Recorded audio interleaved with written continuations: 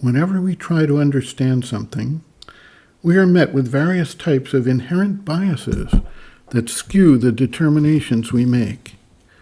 Not only are our senses, our perceptions, and our thoughts subject to various forms of filtering, but they are also skewed by our past experience. The fact that our minds fill in missing data based on what we expect to see, and we interpret everything through the filter of our memories, our emotional framework, and our contextual relationship to what is being perceived. In quantum mechanics, the Heisenberg uncertainty principle adds another layer to the entire process, even beyond our inherent biases, namely, that the very fact of observation changes what is being observed. In order to reach the truth of anything, we therefore need to undertake considerable efforts to first understand what kind of biases and filters we are employing in our perception, and second, work to minimize their impact on the resulting analysis and conclusions we draw. For instance, if we desire a certain outcome or adhere to a certain point of view, we will tend to interpret what we see based on those filters. We either get a confirmation of what we already believe, or we get the opposite of it and we then react with a rejection, an interpretation that fits our preconceived notions. Our senses are subject to being misled. What we see, what we hear, what we feel are all partial and are also subject to manipulation based on our position as an observer in relation to the object of our perception, as well as through careful tailoring of information by those seeking to influence our perceptions, or due to innocent but nevertheless inaccurate factual data. It is not just a matter of factual data, however.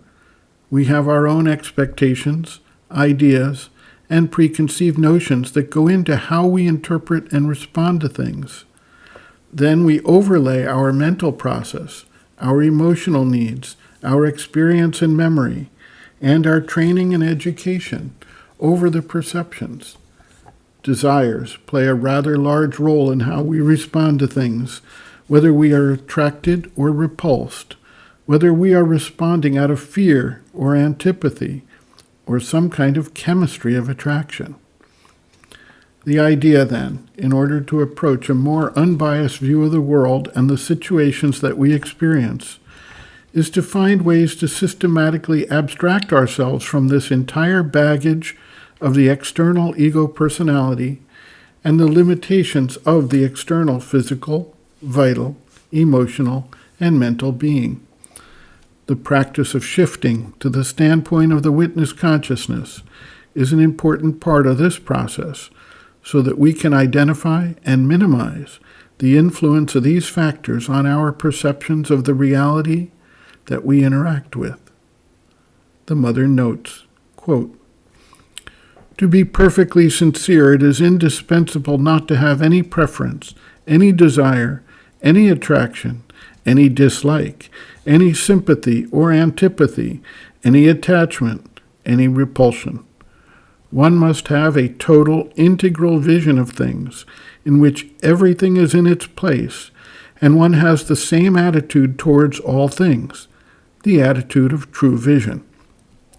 This program is obviously very difficult for a human being to realize. Unless he has decided to divinize himself, it seems almost impossible that he could be free from all these contraries within him. And yet, so long as one carries them in himself, one cannot be perfectly sincere.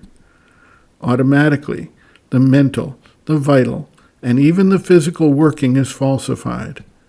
I am emphasizing the physical, for even the working of the senses is warped.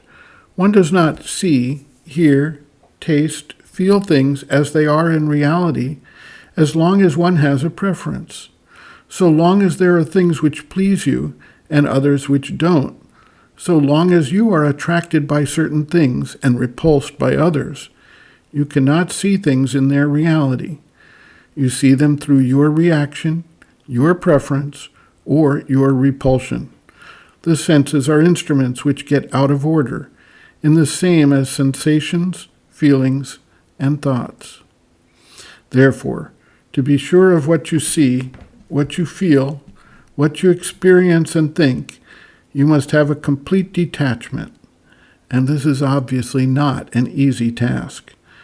But until then, your perception cannot be wholly true, and so it is not sincere.